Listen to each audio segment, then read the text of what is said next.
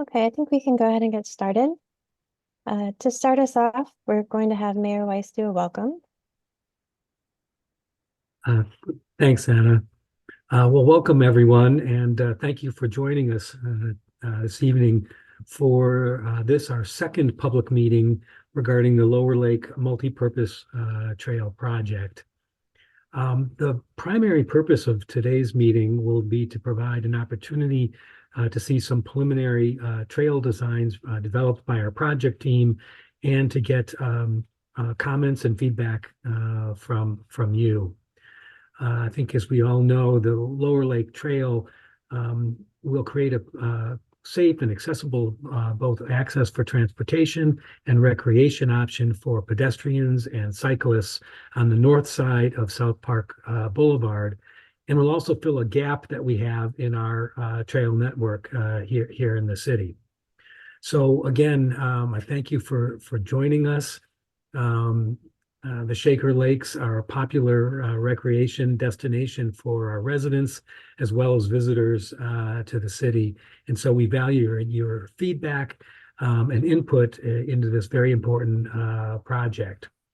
And we look forward to adding this portion that's been a gap in our trails for quite some time, and we're anxious to move forward on it. So again, thank you. And with that, I'll turn it back to Anna. Thank you. Thank you, Mayor Weiss, and hello, everyone. My name is Anna Mates. I'm a planner in the Shaker Heights Planning Department and the project manager for this project on the city side. Thank you again for joining us this evening. This is our agenda for the meeting, and after introductions, GPD, our engineering project team, will begin the presentation with a brief background of the project and then present the preliminary project design. After the presentation, we'll break out into small groups to discuss the preliminary plans that will be presented tonight. We'll then reconvene to report out from our groups and review the next steps in the project. As mentioned, the GPD project team will be presenting this evening, and we also have the Shaker Heights project team with us. We have Joyce Braverman, the planning director, Kara Hamley O'Donnell, principal planner, Dan Feinstein, senior planner, and Lisa Burgess, our grounds maintenance superintendent. I will now hand it over to Yvonne to introduce his team and begin the presentation. Good evening, everyone. My name is Ivan Valentik. I am the project manager for the design team. And also with me this evening is James Hasser from GPD Group, our civil designer. With that, let's just talk a little bit about the project in the background. Some of you might have heard this at our last public meeting, but the intent is a 10-foot wide multi-purpose path that is accessible to all, and it can accommodate bicyclists, folks walking the trail, jogging on the trail, people in strollers, kind of a trail that anybody can use. This trail is going to connect to the Lake to Lake Trail, but it'll start at Coventry Road to North Woodland. As we met previously and we heard a few things and we went back and worked through the design, there's three key design principles that we want to consider as we move through the project is, protecting the trees and as many trees as we can protect. We want to avoid the utility poles because they can be costly and expensive to move. And we want to try to stay as close to the South Park or any adjacent roads as we can be. The project budget for this project is $412,000. That's based on the grant that the city was able to receive. Construction is intended to start sometime this spring and hopefully conclude in the fall. Here's an idea of the project area, just to kind of get you situated. Here's our project limits here from Coventry Road to North Woodland Road. This orange dash line is our proposed alignment for the multi-purpose path. The yellow dash line is the approximate location of the mulch path that a lot of the residents use currently. Here's Lower Lake right in here. And where we have this label of Lover's Lane Bridge, this is the bridge and dam structure that connects over to North Park and the Lake to Lake Trail. Over on this end is the Nature Center at Shaker Lakes. and their approximate location of their trail network. Oops, sorry about that. The white dots are kind of trailheads that we know have been kind of constructed at the end of some of these trails. We did want to note that the city did reduce the speed limit on North Woodland. I think that's a great accomplishment. There's been a lot of questions about, mid-block crossings here. I think that's future discussion. Today, we're going to focus really on this segment of trail that we're working through with everybody. So the project is from Coventry Road again to North Woodland. We've taken this project area and we've broken down into these 5 segments. We're going to kind of walk you through each segment, explain what we're proposing, and allow you to look at the plan. And then when we break out in our groups, we'll go back to these 5 different segments to collect your information and your thoughts. So this first segment is right up here at Coventry Road. You'll note that this gray area is our proposed multi-purpose 10-foot asphalt path. Okay.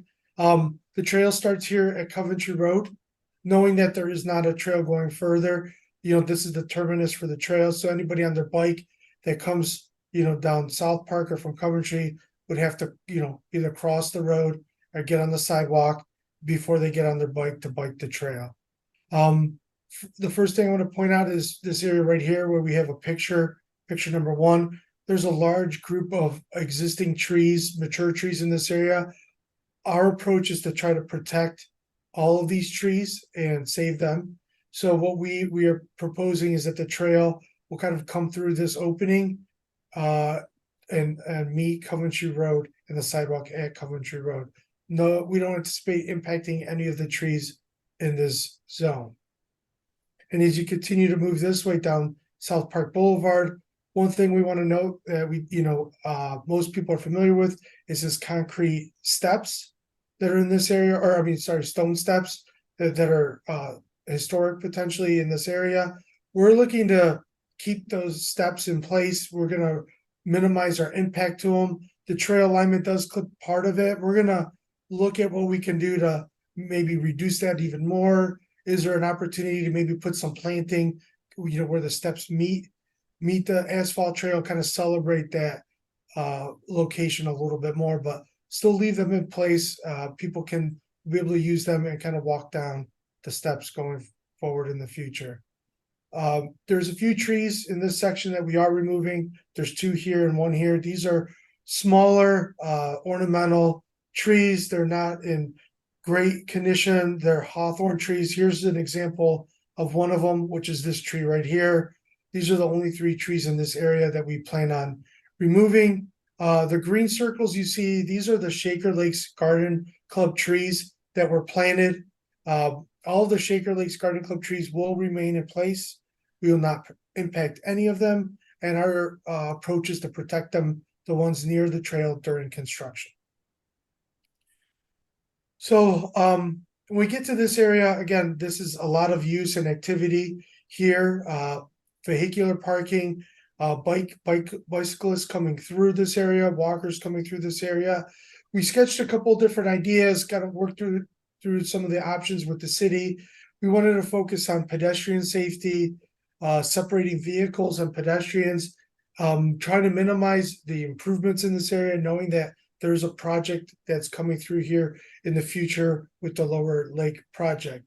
So what we're proposing is, a perpendicular crossing right here, crosswalk and striped, shortening this distance up a little bit by striping off the road and utilizing as much of that existing asphalt as we can. So essentially the trail would come kind of right through here where you would see where you see this car parked.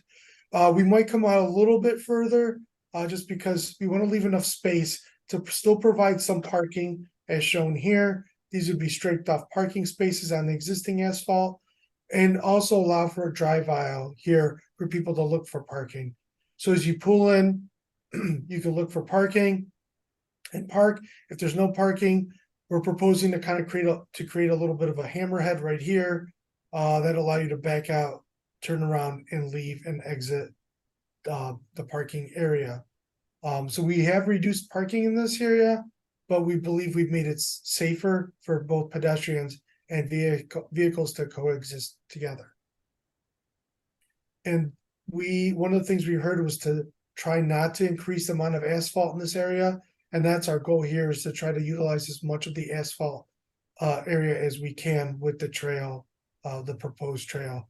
We do plan on buffering the parked cars from the trail. Still not certain how we want to handle that buffer. It could be a curb, it could be parking blocks. Maybe that area is filled with gravel, maybe it's seeded. We're going to still continue to explore options for the buffer area. We're going to continue down to the next section of the trail segment. So this is just kind of moving down South Park Boulevard.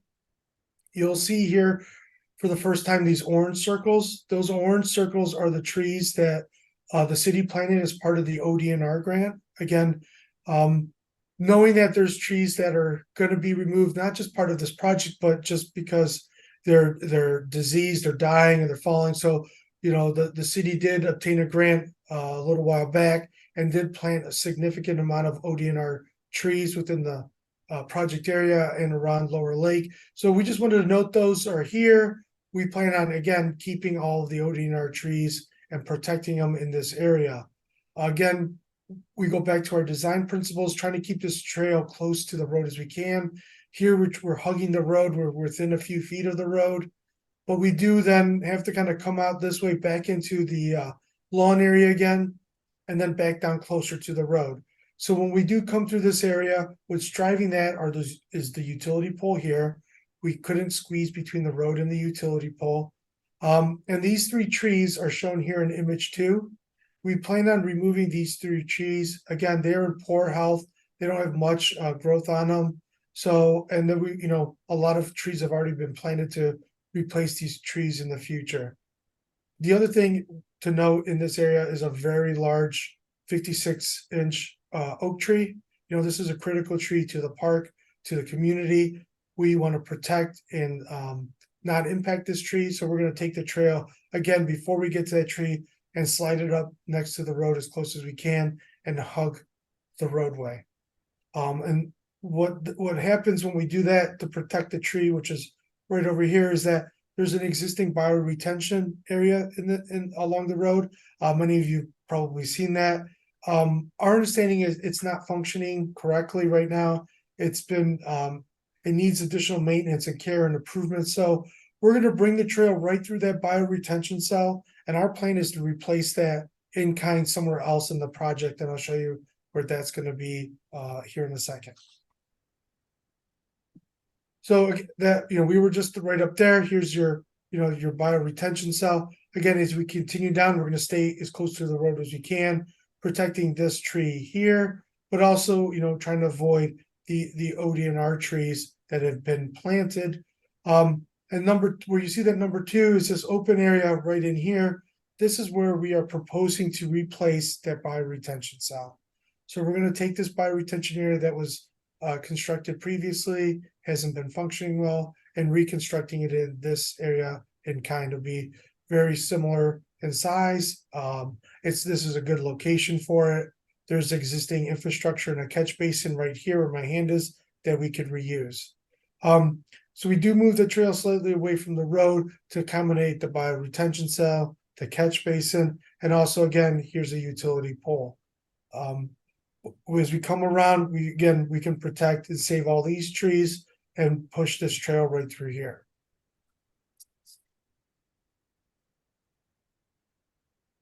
Next is segment 4. This starts to lead over to the area where the wood chip pile is. I know some people even park in this area. That's kind of shown right in this area here. So as you're approaching that, there's a couple of trees that have been planted as part of the ODNR grant. We want to protect and save all those trees. We have identified one of those ODNR trees to save that tree and retransplant it. It's small enough that that'll be an easy task for the contractor to transplant that tree. There are 2 trees in this area that we do plan on removing. They are 2 pine trees shown here in image 1. Again, they're in poor condition. And they're right before you get to this parking lot and the boulders. Here are the boulders here in this image. They're actually right out in here. We plan on salvaging these boulders potentially and reusing them as a buffer from the wood chip pile and this parking and service area from the trail. Again, here's a utility pole, trying to avoid that utility pole and putting this trail through here. When we get to that, the access for the parking lot and for the wood chip pile, our intent here is to redo that apron. It will be completely reconstructed as a heavy duty apron to accommodate the trucks coming in for the wood chip pile and heavy potential traffic. The entrance would be signed accordingly to protect the pedestrians as they cross the driveway. We do know it is used almost frequently. It seems like there's always somebody kind of coming into this area. The trail from here then would largely follow the existing sidewalk alignment as much as we can. Here again are two utility poles that we're avoiding, and they're just off the sidewalk, and we would continue the path that way as well. Again, in this area, there are several, oak trees that were planted as part of the ODNR grant, and all of these trees again will remain, and none of them will be impacted going as part of this project. Here's a picture right here, kind of shows you the path over the sidewalk. Here's the utility pole in that tree, and that's the utility pole and tree for this area. And this is our last segment 5. As we work our way past the wood chip pile, we stay on that alignment of the sidewalk. We get to this pinch point here where we have a utility pole and two very nice existing trees. That's image number 1 up here. Here are the trees, here's the pole. We're proposing to kind of thread the needle through this area with the goal of staying as far from the trees as we can. Our asphalt path actually aligns with the edge of the sidewalk, so we will not be excavating or moving in any closer to the trees than what the sidewalk is now. That was our design approach, and we think working with Chuck in the city that would be sufficient to protect those trees. But as we continue down here, we have to avoid this utility pole, and we get to these larger trees at the very end, which are shown right in here. Sorry, in image 2. So this first tree, we're proposing that it is removed. You can see it's multi-stemmed. It is declining in health. It has been on the city's list of a tree to be removed at some point because it is declining. This is the only large tree that we've shown this evening that needs to be removed as part of this project, but it also is in poor health. So the trail would then continue past that tree and that pole and end here at this pedestrian crossing at North Woodland. The trail will taper down, and the remainder is sidewalk this way. We will have a new crossing over here and connecting to the sidewalk over here that could take you to the Shaker Lakes Nature Center. One thing to note that as part of this project, we will be also including share road symbols on the road. I think that has happened in other locations in the city. We anticipate kind of showing that occasionally through this area. I think it's important that we allow people on a bicycle to not only use this multi-use path, but if they wanted to connect to other parts of the city, they could just stay on South Park Boulevard to make that connection. So with that, our next step is we're going to go into breakout rooms. Anna's going to divide us up into several rooms. Here's 4 questions. I'll kind of read them. I'll let you kind of let them sink in for a minute and maybe read them yourself. When we get in the breakout rooms, we can kind of say these again. But we want you to consider, what do you think what is best about the trail design? What don't you like or are most concerned about? What would you like to see changed? And what excites you most about the new trail? So these are the 4 questions we want you to consider when you get into your breakout room. You will be in smaller groups. There'll be somebody in there to facilitate the breakout groups and help the group kind of come up with some of their thoughts and comments to report back out to everybody. Thank you, Yvonne. I'm going to go ahead and put us into our breakout rooms now, and this will happen automatically. So in just a second, you'll be in your group. I don't know, we want to go room by room. You want to call out the rooms? I don't remember what rooms were what, but I'll just go down the list of panelists. Okay. So actually, Yvonne, you're at the top if you'd like to start. Yeah, I was in room 2.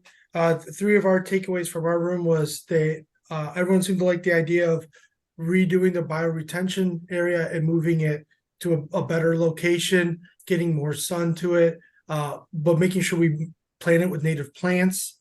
And if it's a little bit bigger than the previous one, that'd be great.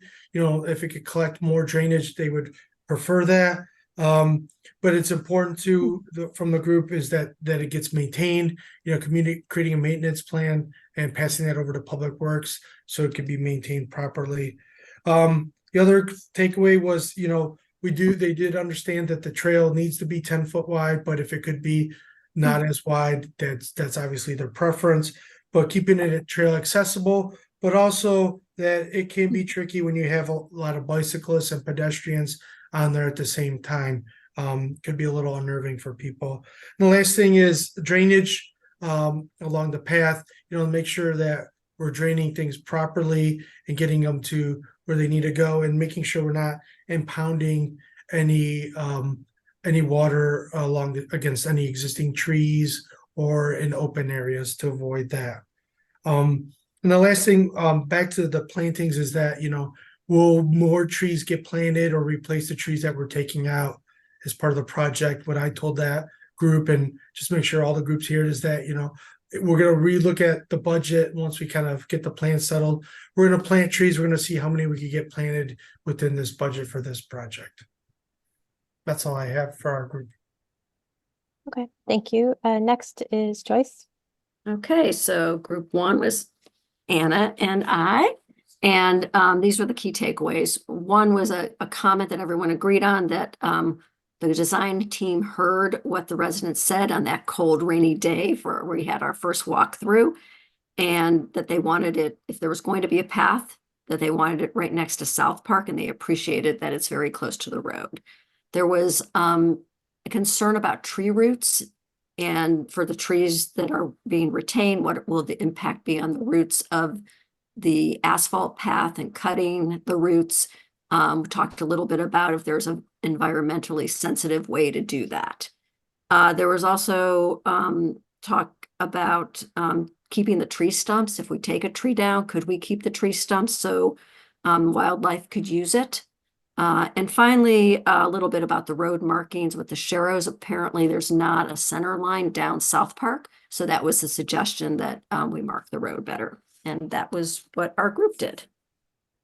Okay, great. And next we have Kara.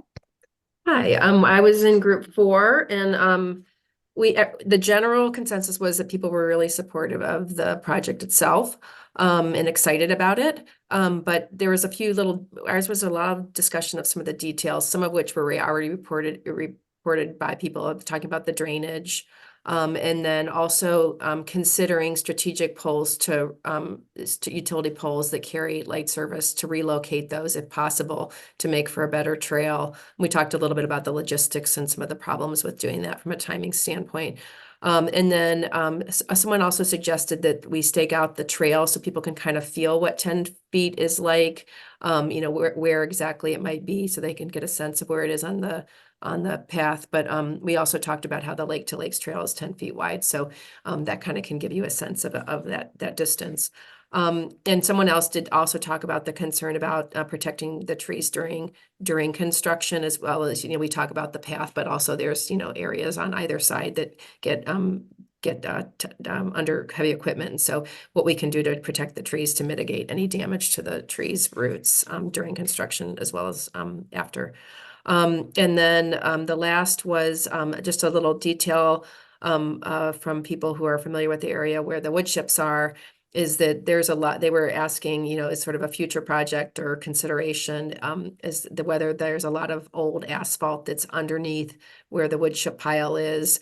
And might there be a possibility of scooping out that old asphalt and replacing it with gravel? And we talked about, the fact that this grant, which has a tight time frame, it's a little challenging to do something like that, but they were suggesting that that might be a future project. And then last, someone suggested that they'd love to see this trail continue across Coventry on South Park Boulevard, and just more trails, more trails, more trails. Okay, thank you. Next is James. Yeah, some of our takeaways were parking along South Park Boulevard and, more specifically curbing, whether that would be provided to protect, cars from trail users and also protect the shoulders of the grass areas. It seems like some people may park over onto the off the road slightly, and that's sometimes why you see some of those muddy areas. So will the project provide curbing along the entire area or just in spots where it's close enough where it's needed? Drainage was an issue from a material standpoint being used and also existing conditions on the field. The bioswale, specifically the current storm system direction, which way it's heading and its relation to Lower Lake, utilizing the new bioswale to make sure that it's benefiting, more people, the most people it can. And those were our major ones. Okay, thank you. And finally, Lisa. I was in room number 5, and some of our biggest takeaways were they really liked that we emphasized preserving the trees in the area and also the emphasis on safety. Some of the major points of concern in my group were the crossings at Lover Lane and also at the end of the trail, that crosswalk around North Woodland and West Park. They still feel like that intersection at North Woodland, even though we reduced the speed limit, can still be really dangerous for pedestrians. And they also made comments if perhaps they could put flashing lights at Lover's Lane or maybe a yield sign, just to give motorists extra warning that there are people crossing the road right there. They also like that we kind of arranged the trail in a way that keeps trees around it and stuff. And they also really like the addition of an asphalt path that makes it easily accessible to handicapped people or the elderly or people with strollers. And that were the biggest takeaways from my group. Okay, great. Thank you. So before we end the meeting, we wanted to provide an overview of the next steps. The project design and engineering phase, which is what we're in right now, will go through March of this year. Construction is then expected to begin in spring 2024 and will be complete this fall. So this is our final public engagement event. So we have our website here, the project site. So please check this for additional information and updates. And of course, reach out to myself, the planning department, to give us any additional comments or let us know if you have any questions. And we wanted to thank you all for coming tonight, and we hope you enjoy the rest of your evening. And it looks like we have a couple of questions in the Q&A. Joyce and I have been answering those Okay. in the Q&A, so. Thank you. Are there any additional questions? Anna, your email address is also on that project website as well, right? If people think of questions after the fact, they could email you. It is. It's my contact information is near the bottom of the project page. Great.